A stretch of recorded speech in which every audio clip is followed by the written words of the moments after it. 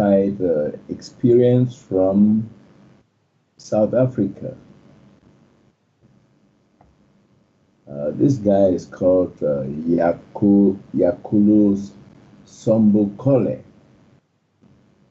And he says prior to knowing the new song, he had practiced Nichiren Daosh, what does it call, Daishonin Buddhism for 11 years and magic for 2 years. However, he says the new song made an impression on him when he was introduced to it by a South African nufriend.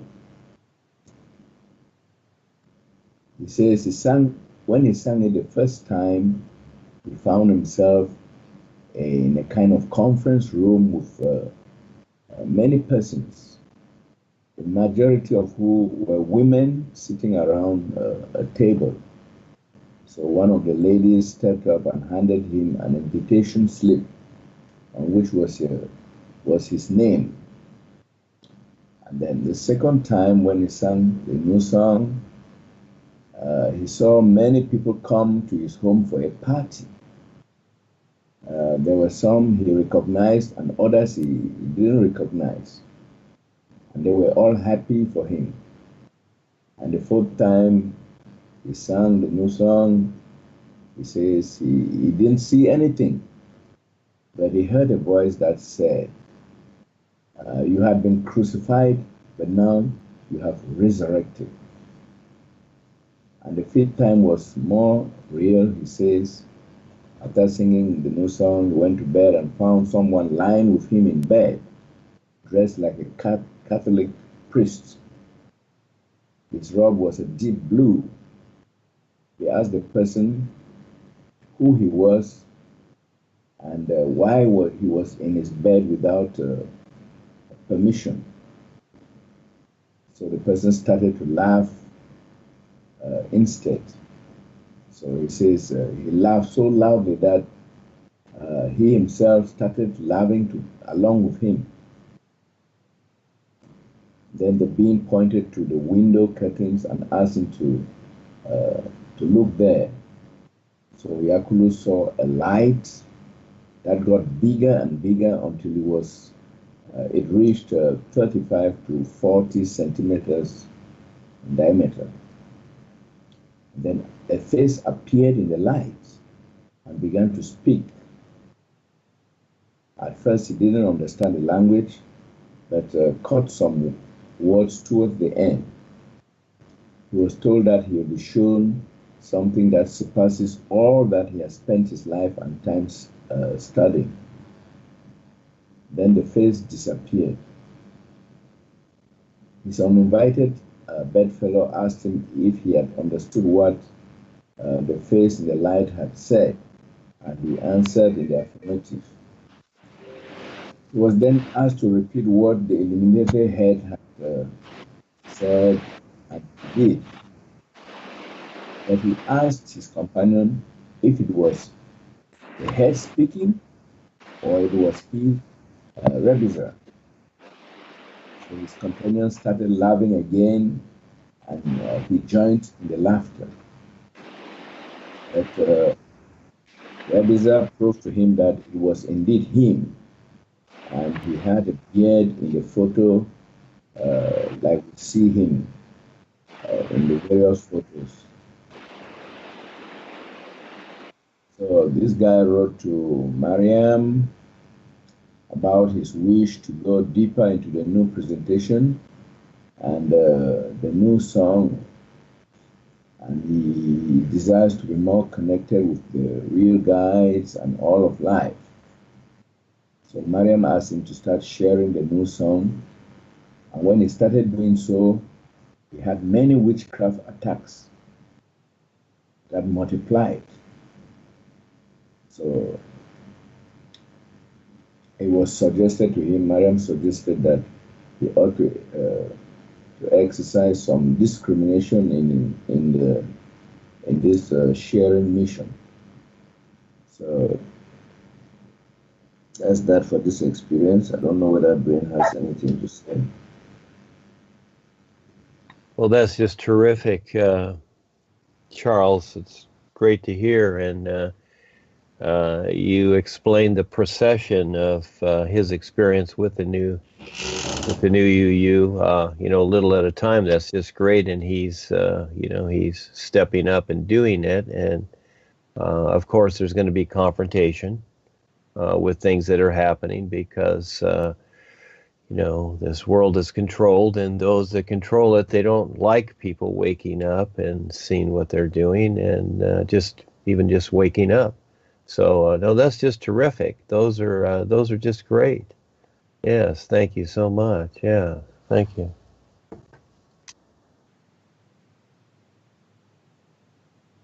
Okay, then. So I will start with some questions. I think the question that we shelved for today because it was already 3 o'clock. So and it goes thus. I think it should be for you. You said it will be for general discussion. So I said I do not think that the advent of the new man destroys what has been upheld and is evident throughout the ages. And in this regard, I said I borrow from the parable of the sower, where precious seeds are planted only where they have an opportunity to grow and blossom. And this ties up with what, you don't like this, the ancients taught that true knowledge should be reserved only for those who have been tested and found worthy, not only to possess this knowledge, but also to let it blossom. On this premise, don't you think that the attempt by the wonderful worldwide educators to disseminate the knowledge of real education, real guidance, and real freedom is somehow sowing seeds among thorns? So, what is the mechanism for the test of worthiness in the new nowness of the new wavies, the new man? I don't think the ancient test of worthiness to access the true knowledge of the East have been completely eroded in the new dispensation. But I think these tests still apply in some degree. So what do you say about this? Could be anybody who has an idea could contribute, not only Duane. The first part is, it's, we'll kind of go over the Bible a little bit here, and the idea of destroying the old and bringing up the new and whatever.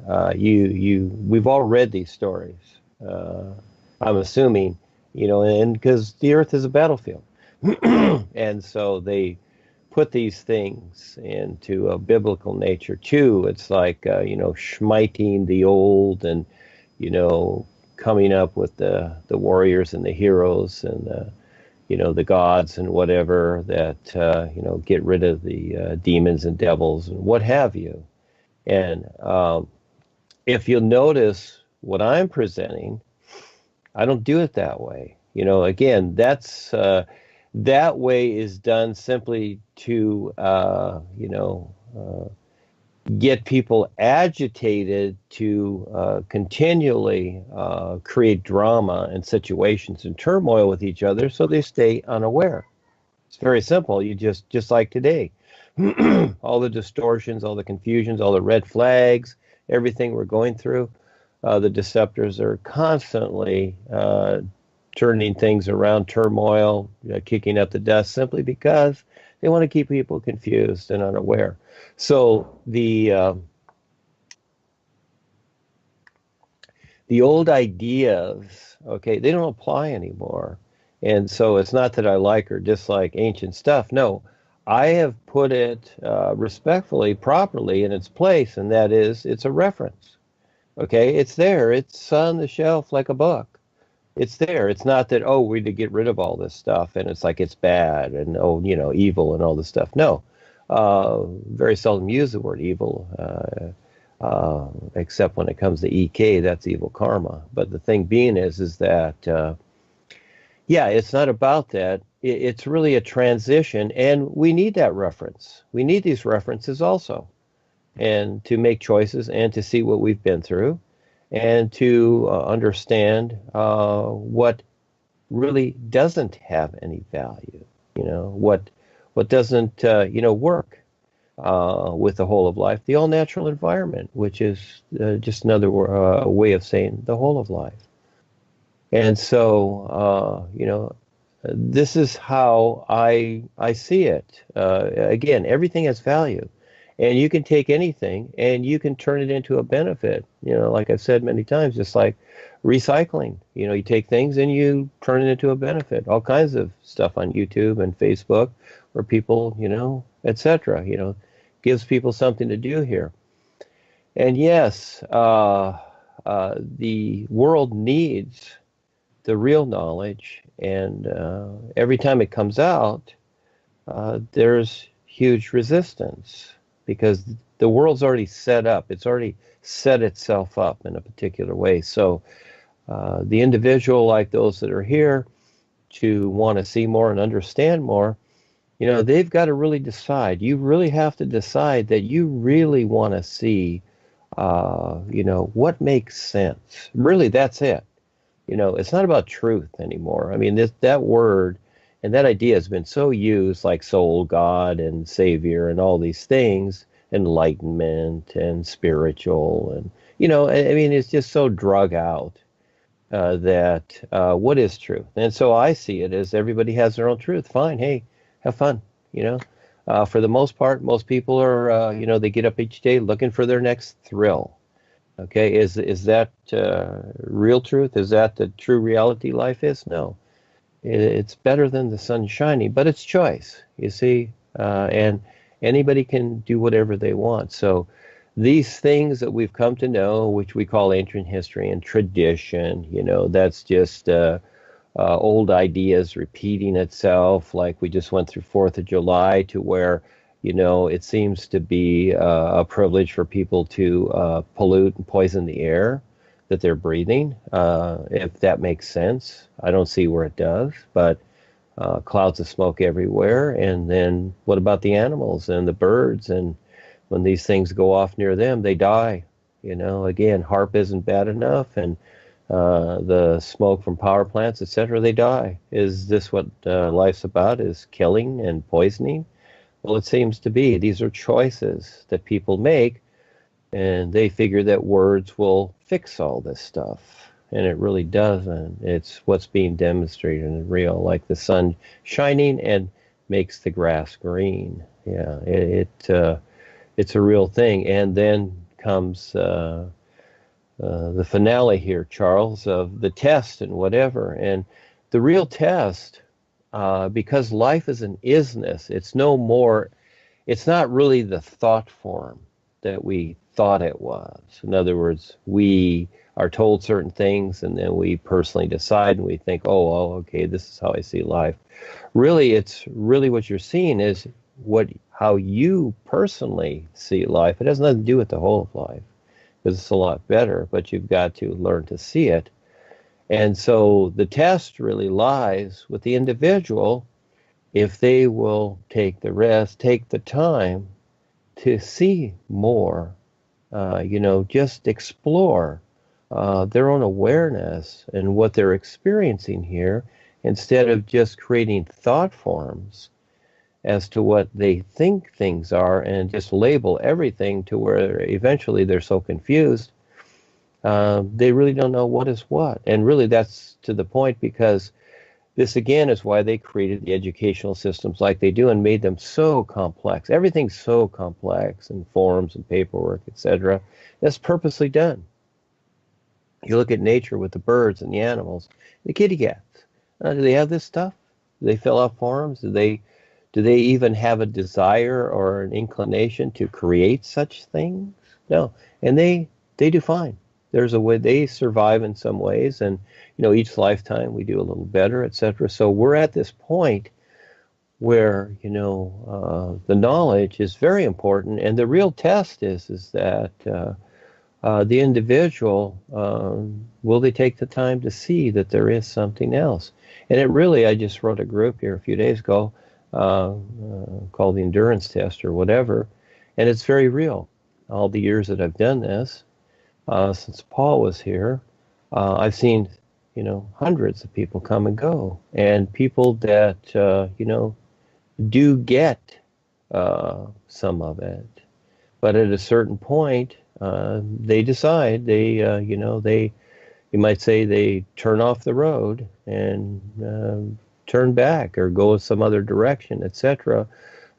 Follow some thought form or idea. It's all the same thing. And that's fine. That's a choice.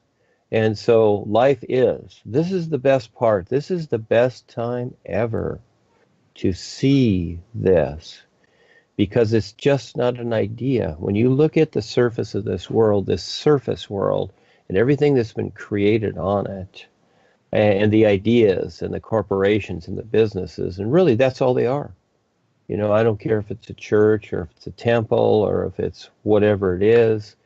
These are created ideas, and basically the people with these things, religious, spiritual, political, educational, whatever, they have created their own ideas about these things, and they just really stay in their own dimensional created consciousness bubbles is really what they are. It's really not what life is. Again, they're creating situations and they're walking into them like a person creates a house and then walks inside. This is why many times on the real side that you're in your house, because that's that personal side of yourself that you've created. That house represents that, and that's basically where most people reside. They put up ideas, pictures, get their furniture, all these things. They put all these ideas into the idea of themselves, and these are like the attitudes that people carry. Oh, I like this, I don't like that. I like her, but I don't like him. And it's like, it just goes on and on. We create all these things because we can create. And for the longest time, we don't see what we're creating. So this is the test, is to personally wake up when something's available, and it always is, but we have to decide when it is. And as we do, then things start to reveal themselves. It's kind of like, a person wants to discover, how does grass grow? See? And as they start to, they'll be walking on the grass their whole life, but maybe at some point at 50, 60, 70, all of a sudden they're going to take the time, because they're not working their 9-to-5 boring job anymore, and so they've got a little more time. It's like, and all of a sudden they look down at the park bench they're sitting at, and they look down at their feet, and it's like, wow, I never thought about, gee, how does grass grow? And then start investigating it. And everything is there just as an example. And so, as we share this with the world, people will start to, little by little, and at first there's resistance, there's all kinds of labels, and we're cults, we're this, we're that, etc. We seem pushy and whatever, but, realistically, it's kind of like if you're in the water at the beach and all of a sudden the lifeguards spot a shark out there, they're going to get on their bullhorn and put on their red lights on their cars and start screaming at people, hey, get out of the water. There's a shark there. We see a big fin and it's coming right towards everybody. So the idea here is that because the world has been decided, overly decided, and allowed to, become what it has become. Most people just agree.